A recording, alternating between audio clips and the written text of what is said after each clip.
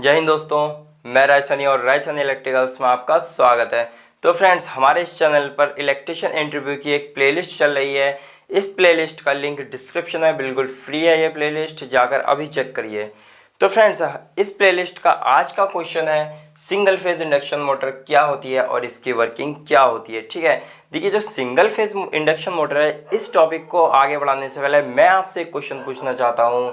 वह है विच motor high efficient AC और डीसी। एसी और डीसी में से कौन सी मोटर ज़्यादा एफिशिएंट होती है? इस क्वेश्चन का आंसर अगर आपको आता है तो अभी कमेंट बॉक्स में कमेंट करके बताइए, नहीं तो इस क्वेश्चन का आंसर आपको वीडियो में मिल जाएगा। ठीक है, तो चलिए शुरू करते हैं।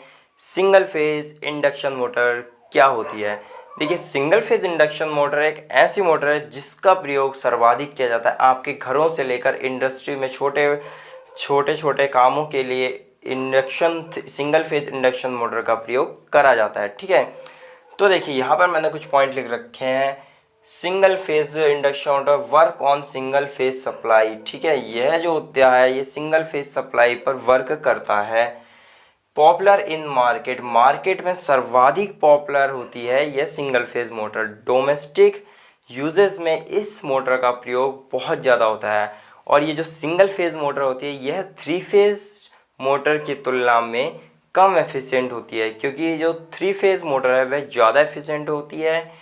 और in industry small work done easily by single phase motor. Industries में जो छोटे काम होते हैं वह सिंगल फेज मोटर से करे जाते हैं बहुत ही आसानी से। ठीक है, तो अब जानते हैं सिंगल फेज मोटर का वर्किंग प्रिंसिपल क्या होता है। ठीक है, देखिए according to Faraday's law single phase induction motor work as a 3 phase induction motor. Faraday के नियम के अनुसार single phase induction motor 3 phase induction motor की तरह कार्य करती है। ठीक है, ये था वर्किंग प्रिंसिपल। अब जानते हैं कि सिंगल फेज मोटर वर्क कैसे करती है। फ्रेंड्स, वीडियो आगे बढ़ती रहेगी, लेकिन इससे पहले आप चैनल को सब्सक्राइब कर दीजिए और लाइक कर दीजिए। ठीक है, तो friends, single phase induction motor की वर्किंग क्या होती है? देखिए, single phase induction motor is similar to 3 phase squirrel cage induction motor. जो सिंगल फेज इंडक्शन मोटर होती है वह 3 फेज इंडक्शन मोटर के ही तरह होती है। ठीक है, थोड़ा सा इसमें डिफरेंस होता है, वो आप बात कर लेते हैं। देखिए, मैंने एक डायग्राम बना रखा है यहाँ पे। देखिए, बीच में यह है स्क्वायरल केज रोटर है और इसके दोनों तरफ हमने एक मेन वाइंडिंग लगा रखी है। ठीक है, और इसको 230 वोल्टेज सप्लाई से जोड़ रखा है। जैसे ही हम इस मेन वाइंडिंग को 230 वोल्टेज सप्लाई देंगे तो क्या होगा? देखिए, ये है कॉइल, इसमें 220 वोल्टेज सप्लाई देते ही इसके चारों ओर एक मैग्नेटिक फील्ड बन जाएगा। मैग्नेटिक फील्ड बनने के कारण इस रोटर पर भी एक बल लगेगा। क्या है, मैग्नेटिक फील्ड बनेगा तो ये NS होते रहेगा। जब NS होते रहेगा तो इसके बीच में जो रोटर है उस पर भी एक बल लगेगा, तो जो रोटर है वो कुछ इस तरीके से घन घन घन करने लगेगा। ठीक है, मतलब कि हिलने लगेगा। ठीक है जी, हिलने से तो हमारा काम नहीं चलेगा। अब क्या, इसको घूमना चाहिए था, घूमा क्यों नहीं?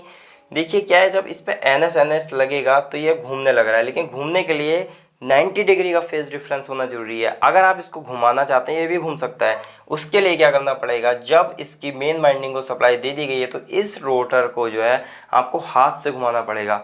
ठीक है, तो ये घूमने लगेगा, चाहे आप सीधी दिशा में घुमाओ या उल्टी दिशा में घुमाओ, ये घूमने लगेगा। ठीक है, लेकिन क्या है, आप मोटर को हमेशा हाथ से तो घुमाएंगे नहीं।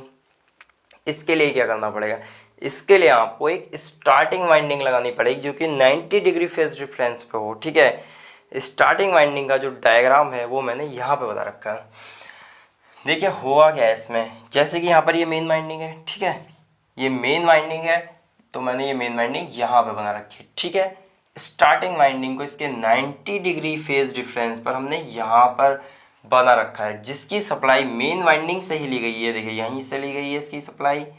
ठीक है, ये 90 डिग्री फेज डिफरेंस पर, और इसके बीच में एक सेंट्रीफ्यूगल स्विच लगा दिया। सेंट्रीफ्यूगल स्विच का काम है कि जब मोटर की सप्लाई 80% स्पीड पर आ जाती है तो यह स्टार्टिंग वाइंडिंग की सप्लाई को कट कर देता है और मोटर हमारी मेन वाइंडिंग पर चलने लगती है। देखिए होता क्या है, जैसे ही हम इसको सप्लाई देंगे इसकी प्राइस स्टार्टिंग और मेन वाइंडिंग को, तो क्या होगा, इसमें एक magnetic flux rotating magnetic flux generate हो जाएगा।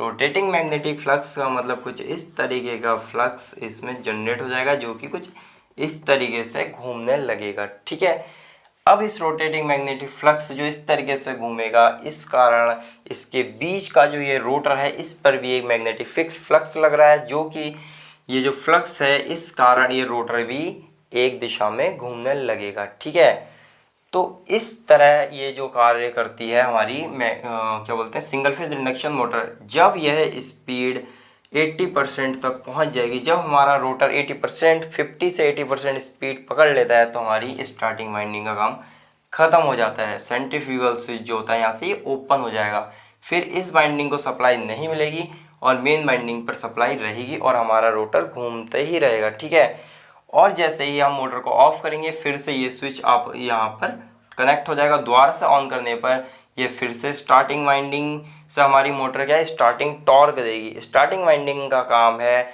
मोटर को स्टार्टिंग टॉर्क देना, मोटर को स्टार्ट करना। मोटर के स्टार्ट हो जाने के बाद 80% स्पीड आ जाने के बाद हमारी जो स्टार्टिंग वाइंडिंग का कार्य होता है वह ख़त्म हो जाता है।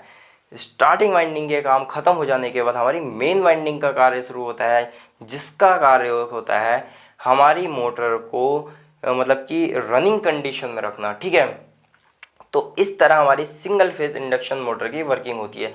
ये सीधे सीधे हमारे फैराडेस के इलेक्ट्रोमैग्नेटिक इंडक्शन के नियम पर कार्य करता है। ठीक है, वीडियो अभी बाकी है, देखते रहिए। होता क्या है, मैग्नेटिक फ्लक्स जो हमारी स्टार्टिंग और मेन बाइंडिंग द्वारा बनना है, उसकी स्पीड रोटर की स्पीड से ज़्यादा होती है। समझ में आया कुछ?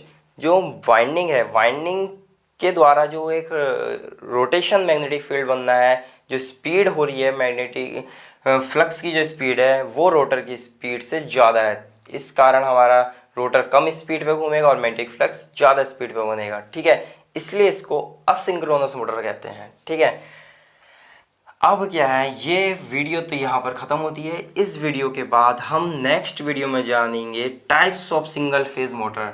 सिंगल फेज मोटर कितने प्रकार की होती हैं, ये हम नेक्स्ट वीडियो में जानेंगे।